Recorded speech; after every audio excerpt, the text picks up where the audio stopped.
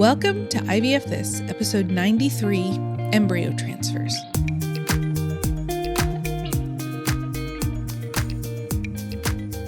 Welcome to IVF This. I'm your host, Emily Ginn. After 10 years of primary and secondary infertility due to both male and female factor infertility, I am now the mother to 3 beautiful miracles. I am married to my favorite person in the world. I'm a social worker, a life coach, and an IVF warrior. I'm here to teach you how to manage your mind and emotions during your IVF journey, to break free from anxiety and regain control of your life, even in the midst of infertility. I'm going to teach you how to say IVF this to how we think about, talk about, and experience infertility. Let's go. Hello, my beautiful friends. I hope you are all having a wonderful day whenever you're listening to this. I am enjoying a beautiful afternoon outside. I am on my back porch writing this episode. We had a little bit of a cold front come through Austin overnight. And please know when I'm using the term cold front, I'm using it very loosely. It's currently 66 degrees Fahrenheit, which is like 18 or 19 degrees Celsius, I think. So it's not cold by any stretch of the imagination, but when it's a 30-degree drop from what we had over the weekend, it's the best that I can get. And so I'm soaking it up. If you've listened to this podcast for any length of time, you know that while I love living in Texas, we have family here and a lot of other things, I'm not a huge fan of the weather, or more accurately, the summer temperatures that are akin to something like hell's front porch. So I will take a 60-degree day any day. I actually think I feel the most connected to myself when I'm outside and writing like this. There's like this slight breeze and I can hear the leaves rustling, squirrels are running on the top of the fence. There's just a stillness here that I really love in moments like this. And my ADHD brain doesn't really get to experience it very often. So it just fills me all the way up. I love it so much. Okay, my friends, today we're talking about embryo transfers. For some of us, the embryo transfer is the this is it portion of the IVF experience. Whether it's a fresh transfer on the heels of a stim cycle or retrieval, or if it's a frozen transfer and there's been some time and distance away from that particular part of the process. Either way, most of us walk into this experience with this kind of do or die, live or die mentality, right?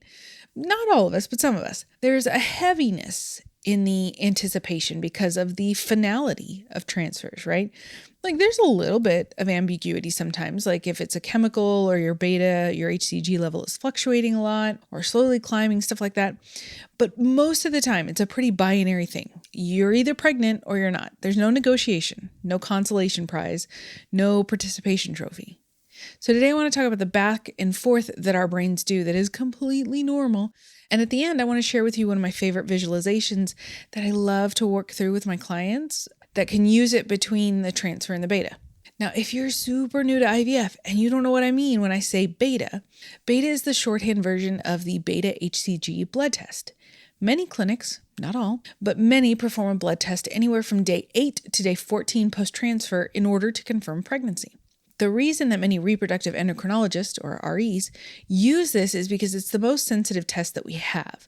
More sensitive than urine, and unlike a urine test, which really just confirms that there's HCG present in the urine or not, the beta HCG actually provides a number that your doctor can refer to. So that's really important if you receive a positive beta or you have a chemical or something like that, because then they can take multiple betas and watch the trend either go up or go down. The goal of this is, of course, to make sure and compare that the first beta number is increasing, right? Your beta number should double every 48 hours-ish for the first few weeks of pregnancy. And so that's why the beta HCG is such a big thing, right? So many of us get into transfers with mixed emotions, excitement and fear being the 2 most common that people report. Understandably so, and thus kind of dread that 2-week wait period. So the most common thing that I hear from people going into the transfer is that they have to or need to keep stress down, eliminate stress, keep the stress levels down, whatever they want to say, right? I want to take a hot second and say to yourself, I cannot be stressed right now. Did you feel like this cool, refreshing feeling of stress just leaving your body? No, you didn't? It's so weird. Telling yourself, like setting the expectation in their brain that you cannot experience stress or be stressed during this time does not produce calm and peace. Period. In fact, like many of the ways that we demand things from ourselves, we often create the opposite. In this instance, not only are you going to feel some sort of pressure when you think, I cannot feel stress, you will then likely, in the inevitable instance that you experience some sort of stress or anxiety because life happens, you will then pile on shame and guilt because your perception of stress and anxiety is that, well, it will hurt your chances of a successful pregnancy or hurt your chances of a successful, sustained pregnancy. I mean, I cannot even begin to explain how often I hear the narrative about stress and how we interpret our thoughts, which can create anxiety, to mean that we are keeping ourselves from getting pregnant. So if this is you, I will ask you the same set of questions that I ask every one of my clients. I want you to think about the women or people with uteruses, whatever, in the most abject, stressful environments in the world.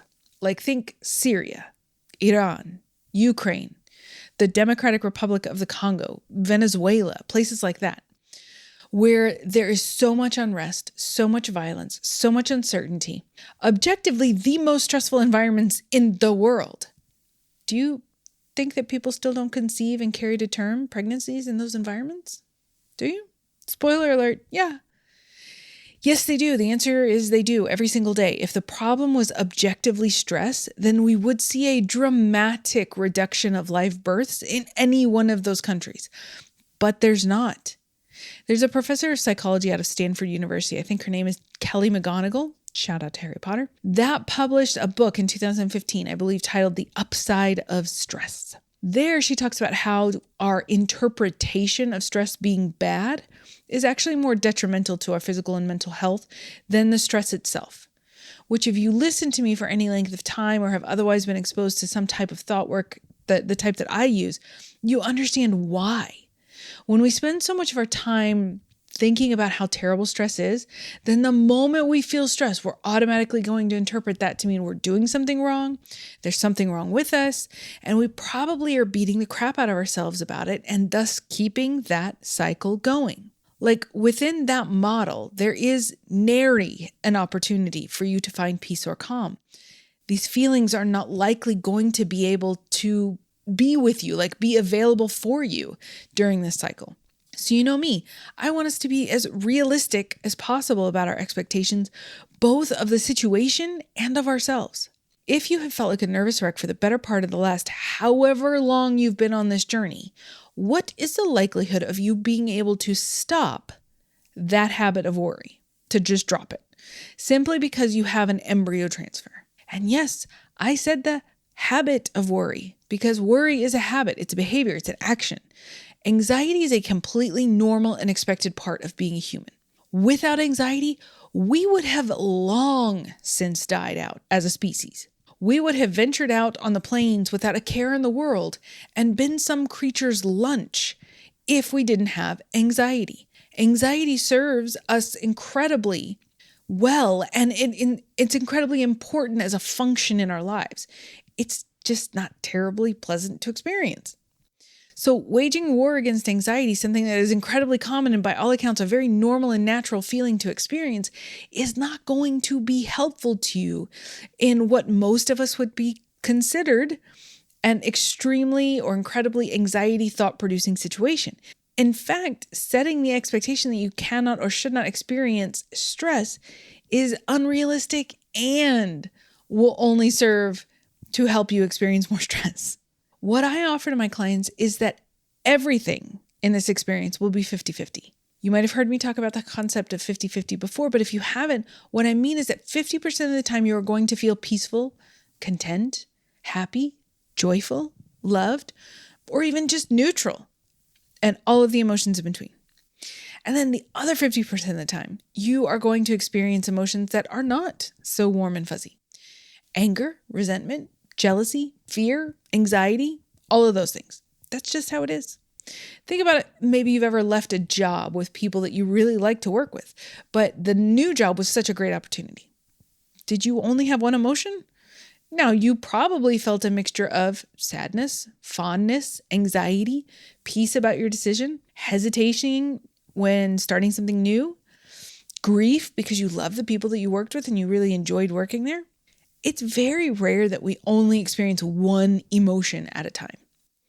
So one of the first things that we want to do in preparation for your transfer and during the 2-week wait is to anticipate the thoughts and feelings we can expect to experience so that we're not caught off guard. We can expect to feel maybe peaceful or excited one minute and maybe a moment later feel complete anguish. Because maybe 1 minute you're telling yourself it worked. And the next moment the thought is it didn't work and everything is terrible. And this is just a worthless situation, right? Expect both. Both are normal. There is neither one or other that is right or wrong, right? And I really want you all to get to a place where we don't put moral judgments on our thoughts and our feelings.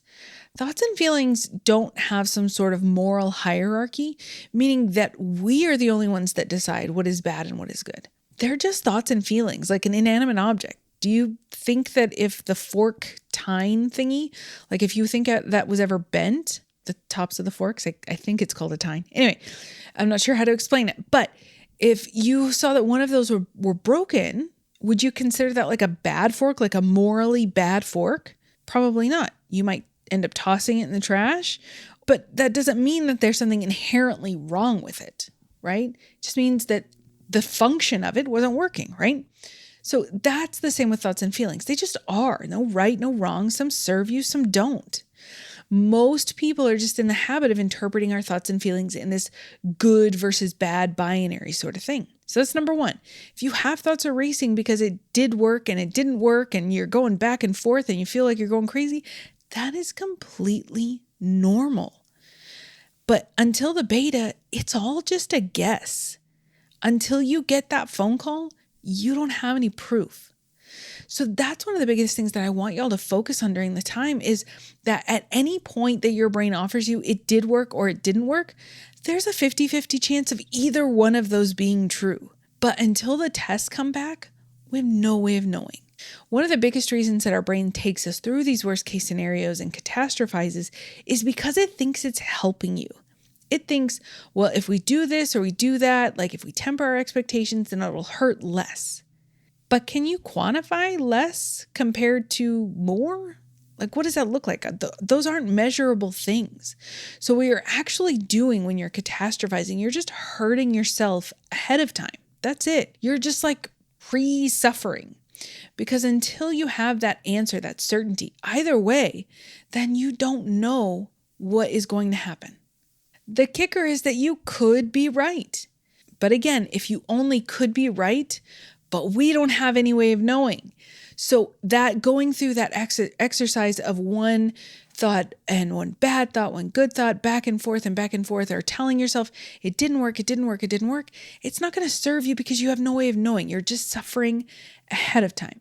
Because when you've been hurting yourself in the days before, thinking that it will somehow prepare you. But I got to tell you, when you finally get to that moment, you're still going to be devastated. Nothing you have done in quote unquote preparation can still prepare you for the conversation that starts with, I'm so sorry. It just won't. There are some people who talk about how they kind of just stood there when they got the news, telling yourself that it didn't work, right? That's from shock. It's a very normal reaction in your body. So if you get the news and you freeze, that's what's happening. It's not that you have felt miserable over several days by telling yourself it didn't work because secretly you knew it and then you found out and that's why you are not expressing emotion or feeling emotion. It's because you're in shock, okay? And that's okay. So it's so important for you to plan for and understand that you will go back and forth in your thoughts and feelings. Remember, 50-50 from the first point of this episode. So I would bet that if you actually sat down and thought about your thoughts during the 9 or whatever day period, you would probably find that they land somewhere in the 50-50 range. The reason we don't recognize more positive or neutral thoughts is because the negative thoughts create a more uncomfortable emotion or feeling in our body, so they are the more impactful ones. We tend to get caught in negative spin cycles rather than positive spin cycles. Like, just expect it. Sometimes I'm going to feel really good and sometimes I'm not. Sometimes I'm going to think about possibility and future and hope. And then sometimes I will feel despair because I tell myself it didn't work. Both of those are normal and expected parts of this process. But at this point, again, I don't have any information, so either of those could be true. It's like Schrodinger's beta. And I'm pretty sure that if you're either a physicist or researcher or a fan of The Big Bang Theory, the TV show, that joke should have killed, or at least gotten a chuckle. Okay, the last thing I want to say before I go to the visualization, and actually this ties into the visualization. I want you to plan as much as you can the things that you want to do over the next 8, 9, 11, 13, whatever, however many days between transfer and beta. Plan out meetings. Most importantly, plan out self-care, mindfulness, journaling, movement, spending time with friends and family, etc.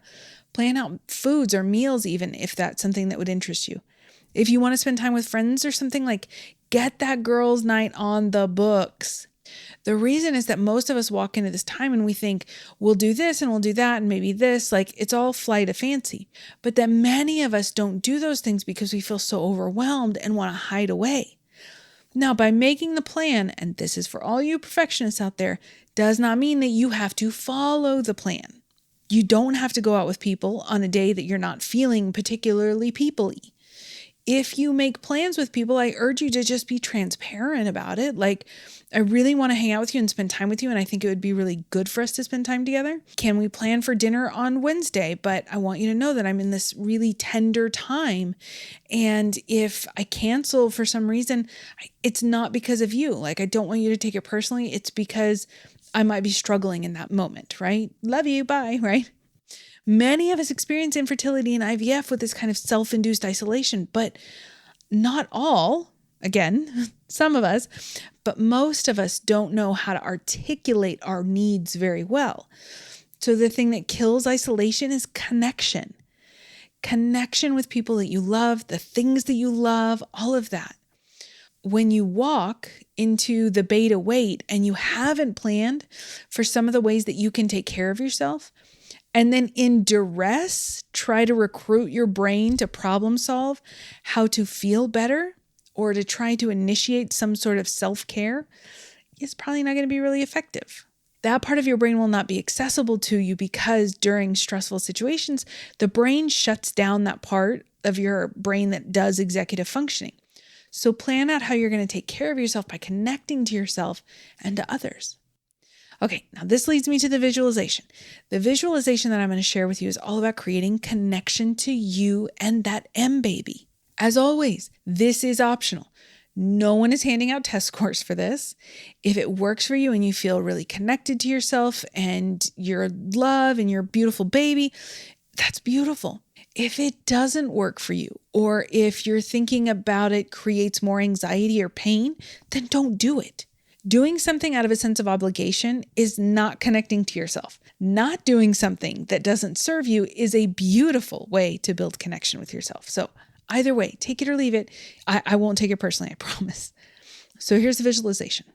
I want you to get settled in a quiet and relaxing space, a chair, a bed, whatever. And close your eyes and take 5 really deep cleansing breaths, placing your hand on your stomach. This visualization is around your baby implanting, growing and thriving in the most incredible way. See them nestled and safely tucked in as they blossom into the most amazing being imaginable. See them pulsing with life. Feel them surrounded by love, creating a protective boundary around you and within you. Sense this golden protective aura and allow it to penetrate every cell of your being. Stay in this warm golden light as you feel it viscerally running through all your systems, organs, flesh, blood, breath, bones. And repeat, I am safe. You are safe. We are safe. I love you. I want you. I accept you. I welcome you. I trust that life has prepared a way for us. I love that visualization so much, and I hope it helps you during your 2-week wait. You don't have to experience pain during this time. If you're in your 2-week wait or you're about to be, then schedule a mini session with me and we can make this kind of plan for how to love and care for yourself during this time. You can make a mini session appointment with me either by going to my website, www.ivfthiscoaching.com, and click work with me, or go to either one of my social media bios, my Instagram or my Facebook. I'm at IVF This Coaching, and you can follow the link to schedule a mini session from there. Okay, that is what I have for you today. Have a great week, and I will talk to you soon. Bye-bye. Thank you for listening to this week's episode of IVF This. If you like what you've heard, click subscribe and follow to make sure you don't miss an episode. And if you want to learn more, head over to www.ivfthiscoaching.com to learn how to work together.